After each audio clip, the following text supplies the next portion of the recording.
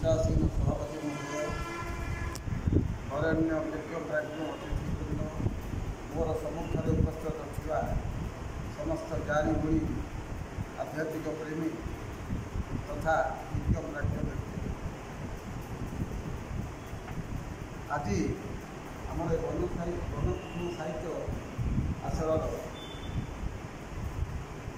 आलोचना पर्व कौन ना शिशु मान विकास आध्यात्मिक तथा वैदिक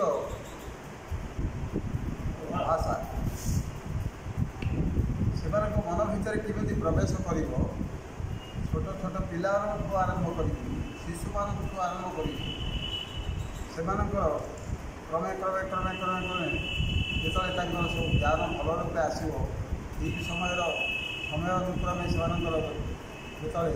मन भितर विभिन्न कथा प्रवेश कर आध्यात्मिक चेतना जी मन भितर अच्छी बोले से सरल भाव में सुंदर भाव में जीवन यापन कर गोटे जिनस है प्रथम शिशु मान विकास भितर आध्यात्मिक चेतना वैदिक भाव प्रवेश करने माँ होती प्रथम गुरु, पितामाता गुरुजन देवता ब्राह्मण ये 5 जन अटंती परम गुरु वेद लिखागला। एणु मन भितर सब आध्यात्मिक चेतना जदि प्रवेश कला पितृमातृ भक्ति जदि उद्रेक होला जीव प्रति दया जदि उद्रेक होला आउ सब से चिंता करेंगे जे सत्संग जदि से मिलूँ बोले जीवन जहाँ चाहते सीटा अक्षर अक्षर पालन कर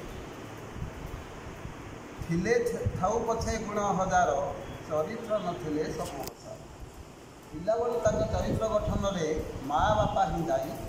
माँ बापा जब से समान बाटे चलैले पिला भविष्य उत्तर उत्तर गोटे कथा सब शिशु मानकर सबुबले चिंताधारा रहा कथा जे संसार को कौन पर आस संसार को आसवार दायित्व खाली आसिक संसार में हस खुशी मजा मजलिस नुहे तेना गोटे धारणा हवा दरकार संसार को मुझे आसली कौन कौन काम करी जात सही ध्रुव मृत्यु ध्रुव जन्म मृतस्थ जन्म हेले मर मरे जन्म हेले जन्म हेतु मृत्यु पर्यंत कर्तव्य कौन से जिन भर प्रवेश कला गोटे सुंदर पिलाटी मैंने सुंदर भविष्य सुंदर भाव में गठन तेणु बापा सब चिंता करने कथा जे पुओ मोर जो पुओ ताकू कौ बाटे मुझे चल माँ चिंता करने कथा जे समस्त मध्य मो पुओ कि भगवत प्रेम उद्रेक होता मन बापा माँ सेवा गुरुजन सेवा ये सबू जिनिस जदि से भितर प्रवेश कला मन भितर बोले पिलाटी सुंदर भाव में भल शिशुटे हम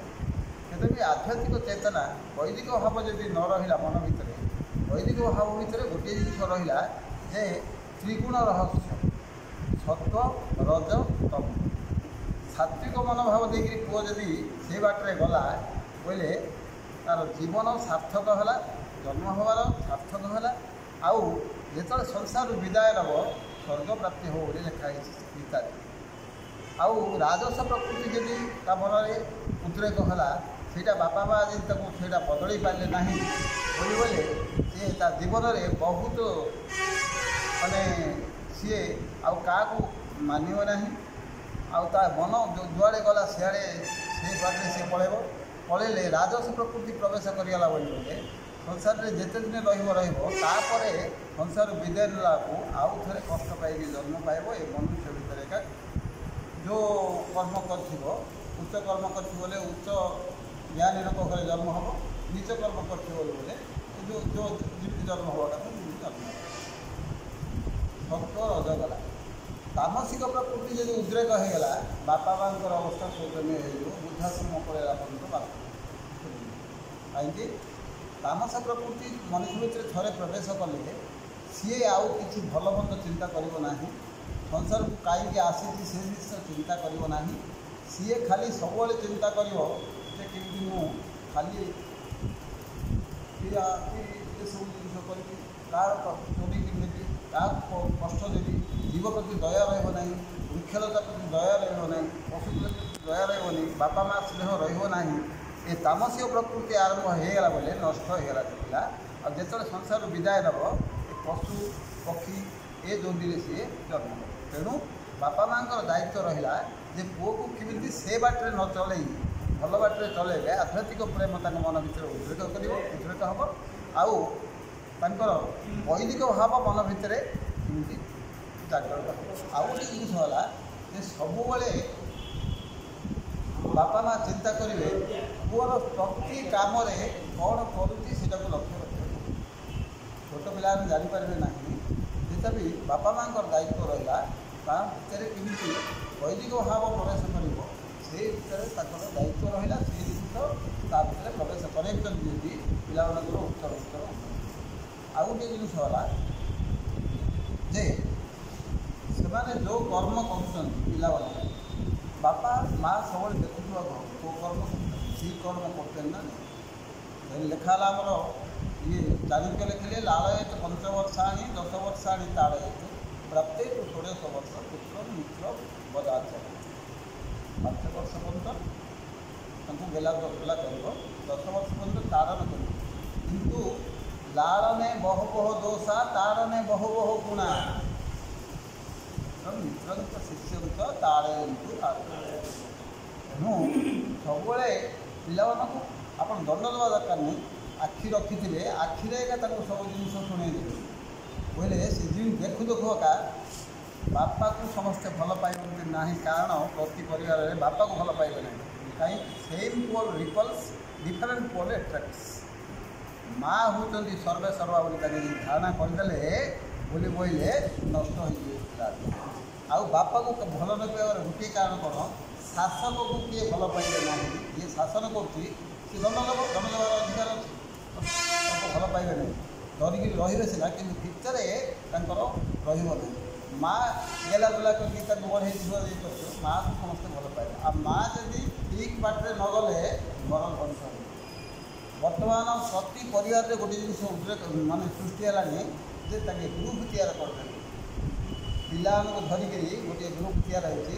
ବାପାକୁ ମଧ୍ୟ ଚେର୍ଛା କଥା କହିବେ, ମାଆକୁ ଗେଲା କଥା କହିବେ ପିଲାମାନେ। ମା ମଧ୍ୟ ସ୍ୱାମୀକି ସେତେ ରେସ୍ପେକ୍ଟ ନ ଦେଇକିରି ପିଲାମାନଙ୍କୁ ରେସ୍ପେକ୍ଟ କରିବେ। ଯତ୍ର ସ୍ତ୍ରୀ ଯତ୍ର କିତୋବ ବାଳ ଯତ୍ର ପ୍ରଶାସନ୍ତି ତଦଗୃହ ନିର୍ମୂଳମ ଜାତି ଇତିଶ୍ରୀ ଭାର୍ଗବ ଅବ୍ରବୀତ। ଭାର୍ଗବ ଋଷି କହିଲେ ଯେଉଁଠି ବାପା ଥାଉ ଥାଉ ପୁଅ ଶାସନ କରିବ, ଆଉ ସ୍ତ୍ରୀ ଶାସନ କରିବ ସ୍ୱାମୀ ଥାଉ ଥାଉ, କିତୋବ ଚାକର ଯେଉଁଠି ଘରେ ଶାସନ କରିକି ବଳିବ ସେ ଘର ଧ୍ୱଂସ ହୋଇଯିବ। ତେଣୁ ସବୁବେଳେ ବେଳ ଥାଉ ବନ୍ଧ ବାନ୍ଧରେ କୁମର ପୁରୀର କୁସରଭର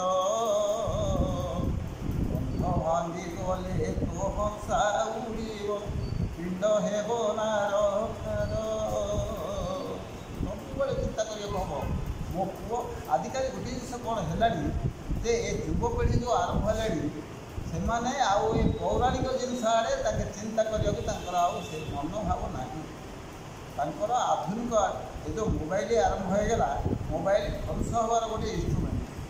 ସେ ଭିତରେ କିଛି ଜିନିଷ ଜାଣିବା ଜିନିଷ ଅଛି ସତ, କିନ୍ତୁ ଧ୍ୱଂସ ହେବାର ଇନ୍ଷ୍ଟ୍ରୁମେଣ୍ଟ ହେଉଛି ମୋବାଇଲ। ଆଉ ମୋବାଇଲ ଏମିତି କରିଦେଲାଣି ଯେ ସେମାନେ ତାକୁ ଛାଡ଼ିକିରି ସମୟ ନଷ୍ଟ କରିକିରି ସେଇଟାକୁ ଧରିକିରି ବସିବେ ସିନା, ଅନ୍ୟ କଥା ଚିନ୍ତା କରିବାର ତାଙ୍କୁ ବେଳ ନାହିଁ। ମୋବାଇଲରେ ଏକା ଦେଖୁଥିବେ, ମୋବାଇଲରେ ଏକା ଚାଲିଥିବ ସବୁ କାମ। କିନ୍ତୁ ଯେଉଁମାନେ ପ୍ରକୃତ ଛୁଆ ଯେଉଁମାନେ ଜାଣିଛନ୍ତି ଆଧ୍ୟାତ୍ମିକ ପ୍ରେମ, ବାପା ମା ପ୍ରତି ସ୍ନେହ, ଜୀବ ପ୍ରତି ଦୟା, ପଶୁପକ୍ଷୀ ପ୍ରତି ଦୟା, ଆଉ ସବୁବେଳେ ଆଧ୍ୟାତ୍ମିକ ଚେତନା ଭିତରେ ଯେଉଁମାନେ ରହୁଛନ୍ତି ସେମାନେ ମୋବାଇଲରେ ବ୍ୟସ୍ତ ନ ରହି ଭଗବତ ପ୍ରେମରେ ବ୍ୟସ୍ତ ରହିବାର ମୁଁ ବହୁତ ପିଲାମାନଙ୍କୁ ଦେଖିଲି। ଆଉ ସେମାନଙ୍କ ପୁରାଣ ଶାସ୍ତ୍ର ଯାହା ଲେଖା ହେଇକିରି ପଢ଼ିଛନ୍ତି, ଆମର କବିମାନେ ସବୁ ଲେଖିକି ଯାଇଛନ୍ତି, ସେ ଭିତରେ ଯଦି ପିଲାମାନଙ୍କର ପ୍ରବେଶ ଆସିଲା, ଭାଗବତ ଯଦି ପଢ଼ିଲେ ଗୁଡ଼ାଏ ଜିନିଷ ସୁନ୍ଦର ଭାବରେ ଲେଖା ହେଇଛି। ଭାଗବତରେ ଏମିତି ସୁନ୍ଦର ଲେଖା ହେଇଛି, ଭଗବାନ କହିଲେ ଉଦ୍ଧବକୁ, ଉଦ୍ଧବ ତୁମେ ଏ ଜିନିଷ ଚିନ୍ତା କର, ଉଦ୍ଧବ ମନେ ରଖିଥିବ ମୁଁ ଗଲେ ମୋତେ ତୁମେ ପାଇବ। କହିଲି ସିଏ ପଚାରିଲେ ଆରେ ଆପଣ ତ ମରିଯିବେ, ମୁଁ କେମିତି ପାଇବି ଆଜ୍ଞା? କହିଲି ଗୋଟିଏ ଜିନିଷ କହିଲେ ବୋଲେ ନାଇଁରେ ବୁଲା, ସେମିତି ନାହିଁ। ତୋ ଦେହରେ ଯେ ମୁକାର ପଣିଆ ଅଛି, ଉଦ୍ଧବ ମନେ ରଖିଥିବୁ, ମୁଁ ମଲେ ମୋତେ ତୁ ପାଇବୁ। ପଣିଆ ଯେଉଁଠି ଅଛି ସେଇଠି ଧ୍ୱଂସ ହେଇଯାଇଥିଲା। ଯେତେବେଳେ ମୁଁ କାର ପଣିଆଟା ନ ହେବା ପାଇଁ ସତ୍ସଙ୍ଗ ତାର ଗୋଟେ ବ୍ୟାକ୍ଗ୍ରାଉଣ୍ଡ ରହୁଛି। ସତ୍ସଙ୍ଗ କ୍ଷଣମିହ ସଜ୍ଜନ ସଙ୍ଗତେ ରେଖା ଭବତୀ ଭବାନବ ସ୍ତରରେ ନଳିନୀ ଦଳଗତ ଜଳମତି ତରଳ ତତ୍ ଜୀବିତଂ ମତିଶୟ କେବଳಂ କ୍ଷଣମିହ ସଜ୍ଜନ ସଙ୍ଗତି ରେଖା ଭବତୀ ଭବାନବ ସ୍ତରରେ ନଳିନୀ ପତ୍ର ଉପରେ ପାଣି ପରି ଯେମିତି ଟଳ ହେଉଛି ପାଣିଟା, ସେମିତି ମଣିଷ ଜୀବନଟା ସେମିତି ଟଳ କେତେବେଳେ କିଏ ବିଦାୟ ନାମ କିଛି ଠିକଣା ନାହିଁ। କହିପାରିବନି କିଏ କେତେବେଳେ ନା ମୁଁ ଏତେ ବର୍ଷ ପର୍ଯ୍ୟନ୍ତ ବଞ୍ଚିବି ସେଇଟା ମୋର ସେ ନ 12 ବର୍ଷରେ ଅଭିମନ୍ୟୁ ମରିଗଲା। ବାପା ଯସ୍ୟଦାତ ଧନଞ୍ଜୟ ମାତୃ ଯସ୍ୟ ଗୋବିନ୍ଦ ଅଭିମନ୍ୟୁ ରଣେ ହତ ନିୟତମ କେନ ରକ୍ଷତେ। କିଏ ରକ୍ଷା କରିପାରିବ? କେତେବେଳେ କିଏ ମରିବ, କେତେବେଳେ ଯିବା ଆସିବା ଜାତ ସହି ଧ୍ରୁବ ମୃତ୍ୟୁ ଧ୍ରୁବ ଜନ୍ମ ଅତି ଜନ୍ମ ହେଲେ ମରିବ। କିନ୍ତୁ ଜନ୍ମ ହେଇକରି ଯଦି ଭଲ କାମ କରିକି ଯାଇଥିବ ବୋଇଲେ ଭଗବତ ପ୍ରେମ। ତେଣୁ ସବୁବେଳେ ଆମେ ଚିନ୍ତା କରିବା, ପିଲାମାନଙ୍କୁ ସବୁବେଳେ ଆମେ ଗୋଟିଏ କରିବା ଯେ ସେମାନେ କେମିତି ସଜ୍ଜନ ହେବେ, ସଜ୍ଜନ ସୁନ୍ଦର ଭାବରେ ଶିକ୍ଷା ଯାହା କରିବା କଥା। ଆଜିକାଲି ତ ଆଉ ପୌରାଣିକ ଶିକ୍ଷା ଏଗୁଡ଼ା ଦେଉନାହାନ୍ତି। କେମିତି ପଢ଼ିବ ମୋ ପୁଅ ଇଂଲିଶ ଖାଲି ଇଂରେଜୀ ପଢ଼ିକି ପୁଅଟେ ଚାକିରି କରିବ, ଖାଲି ତାଙ୍କର ଉଦ୍ଦେଶ୍ୟ ରହିଲା ଚାକିରି କେମିତି କରିବ ପୁଅ ମଧ୍ୟ। କିନ୍ତୁ ତା ବାପା ମାଆ ବୁଝିବା ଦରକାର ପୁଅ ସଂସାରକୁ କରିକି ଆସିଛି, ଖାଲି ପଇସା ଦେଇକିରି ହେଡ଼କ୍ୱାର୍ଟର ପଳେଇବ ନାହିଁ। ତାଙ୍କ ଭିତରେ ସବୁବେଳେ ପ୍ରବେଶ କରିବାକୁ ପଡ଼ିବ ଯେ ପିଲାମାନେ ମୋର କେମିତି ମଣିଷ ହେବେ, ଆଧ୍ୟାତ୍ମିକ ପ୍ରେମ ଚେତନା ତାଙ୍କ ମନକୁ ରହିବ, ଜୀବ ପ୍ରତି ଦୟା କେମିତି ରହିବ, ଆଉ ସମସ୍ତଙ୍କ ଆଗରେ ସଦାବେଳେ ହସ ଖୁସିରେ ମୋ ପିଲାମାନେ କେମିତି ରହିବେ, ଭଗବତ ପ୍ରେମରେ କେମିତି ତାଙ୍କ ମନ ଭିତରେ ଉଠେଇ ଦେବ।